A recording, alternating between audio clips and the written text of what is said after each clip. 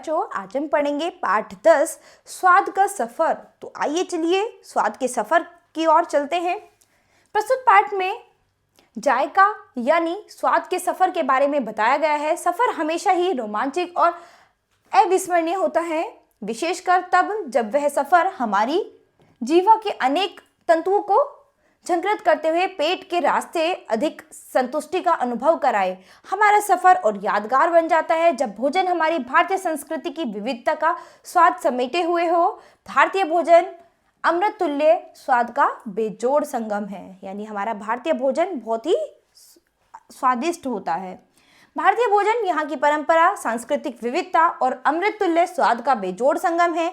इस उपमहाद्वीप के प्रत्येक भौगोलिक क्षेत्र के व्यंजन और उन्हें पकाने की विधियां एक दूसरे से बिल्कुल भिन्न होना भारतीय भोजन की थाली को एक विशिष्ट रूप प्रदान करता है।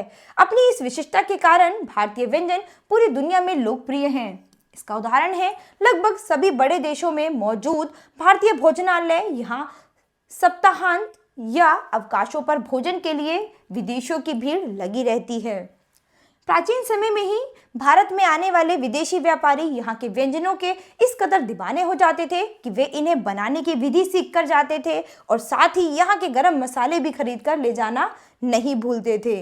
ब्रिटिश शासनकाल में सब्जी में विभिन्न मसाले डालकर बनाई कैकारी अंग्रेजों को इतनी पसंद थी कि उन्होंने उसे काट छाट कर छोटा कर दिया और करी बना दिया।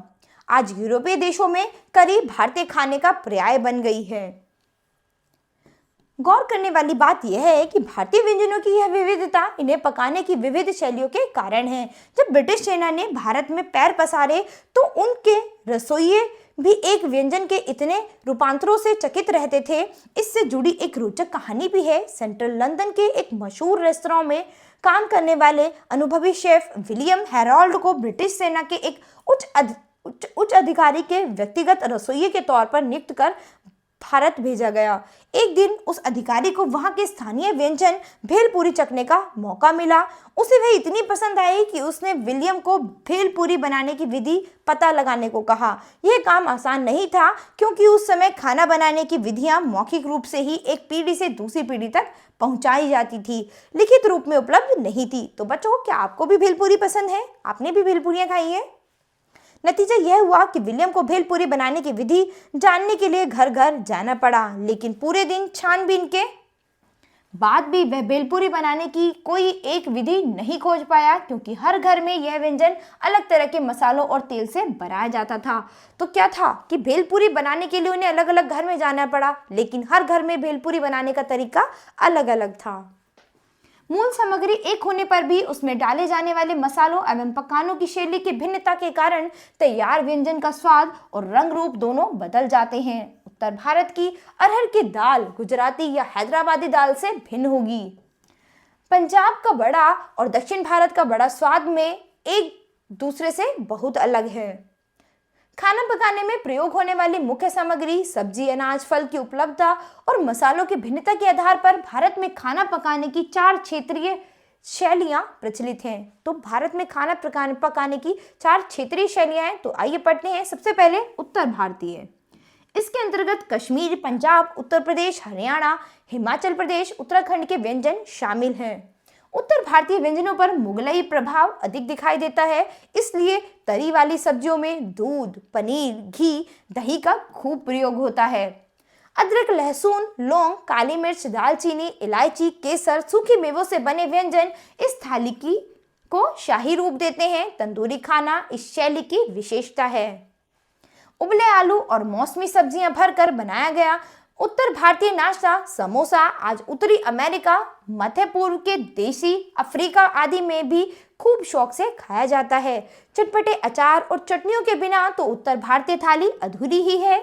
दम आलू, चिकन टिक्का, तंदूरी चिकन, दाल मखनी, छोले भटूरे आदि व्यंजन अंतर्राष्ट्रीय स्तर पर अपनी जगह बना चुके हैं। तो अब हम पढ़ेंगे दक्षिण भारतीय खाने के बारे में। तो दक्षिण भारतीय खाना कैसा होता है? इसमें तमिलनाडु, कर्नाटक, आंध्र प्रदेश और केरल राज्य आते हैं। हालांकि इनमें से प्रत्येक राज्य के व्यंजन के स्वाद और पाक विधि में विविधता दिखाई जाती है। चावल और नारियल का उत्पादन इन राज्यों में खूब होता है। इसलिए इन दोनों का प्रयोग यहाँ के व्यंजनों में बहुतायत है। तरी वाली सब्जियों में कसा हुआ नारियल या नारियल का दूध डाला जाता है। नारियल की चटनी भोजन का मुख्य अंग है। भोजन को सुगंधित बनाने के लिए करी पत्ता, राई, सरसों के बीज, काली मिर्च, दालचीनी, लौंग, जीरा, जायफल, इलायची और गुलाब जल का प्रयोग होता है। इमली और हरी मिर्च भोजन को तीखा और खट्टा स्वाद देती हैं। डोसा, इडली, सांभर वड़ा, रसम, पोंगल, हैदराबादी बिरयानी जैसे व्यंजन विश्व स्तर पर किसी परिचय के मोहताज नहीं हैं।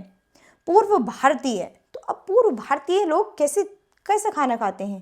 पूर्व भारतीय खाना विशेष रूप से मिठाइयों जैसे रसगुल्ला, चमचम, संदेश आदि के लिए जाना जाता है। पारंपरिक बंगाली खाना बहुत मसालेदार नहीं होता। बंगाली करी में अधिकतर सरसों के दाने, जीरा, दही, पिसे हुए काजू का प्रयोग होता है, जो उबले हुए चावल के साथ खाई जाती है। दक्षिण भारत की तरह पूर्व भारत का मुख्य भोजन भी चावल है। मछली यहाँ के नियमित भोजन का हिस्सा है, तो मछली यहाँ पर निरंतर खाई जाती है। अब पढ़ेंगे पश्चिम भारतीय। पश्चिम भारतीय शैली में गुजराती, मराठी और गोवा के व्यंजनों का समावेश है। गुजराती थाली में मुख्य रूप से शाकाहारी व्यंजन होते हैं। नमकीन व्यंजनों में भी थोड़ी चीनी डाली जाती है। घर का बना अचार, खिचड़ी, छाछ यहाँ का मुख्य भोजन है। तड़के वाली दाल और भाप में पकी सब्जियों से बने व्यंजन प्रमुखता से खाए जाते हैं। इन राज्यों में तापमान कभी कभी 50 डिग्री सेल्सियस तक पहुंच जाता है, इसलिए शरीर को डिहाइड्रेशन से बचाने के लिए खाना बनाने में टमाटर, नींबू, नमक, चीनी का प्रयोग अधिक होता है। गोवा में समुद्री भोजन यानी मछली, झींगे आदि की उपलब्धता अधिक है। यहाँ के शाकाहारी लोग भोजन में प्याज, लहसुन और मसालों का प्रयोग न के बराबर करते हैं। व्यंजन शैलियों की इस विविधता में भी एकता का प्रमाण तब मिलता है जब उत्तर भारत के लोग इडली डोसा भी उसी चाव से खाते हैं जिस चाव से दक्षिण भारत के लोग दाल रोटी खाते हैं। गुजराती खमन ढोकले का स्वाद पूर्व भारत के लोगों की जुबान पर भी है, यानी आज के समय में हर व्यक्ति हर तरह का खाना खाता है। तो आप जानते हैं ये जो है गुजराती खाना जो है डोसा, इडली, सांभर, ये आप लोग भी खाते हैं, तो हर तरह के व्यक्ति हर तरह का खाना खाते हैं। बंगाली रसगुल्ले को चखने के लिए अब आपको कोलकाता जाने की जरूरत नहीं है। अपने ही शहर में आप उसका रसास्वादन कर सकते हैं। दुनिया के किसी भी देश में स्वाद प्रेमियों के लिए व्यंजनों के इतने विकल्प मौजूद नहीं होंगे।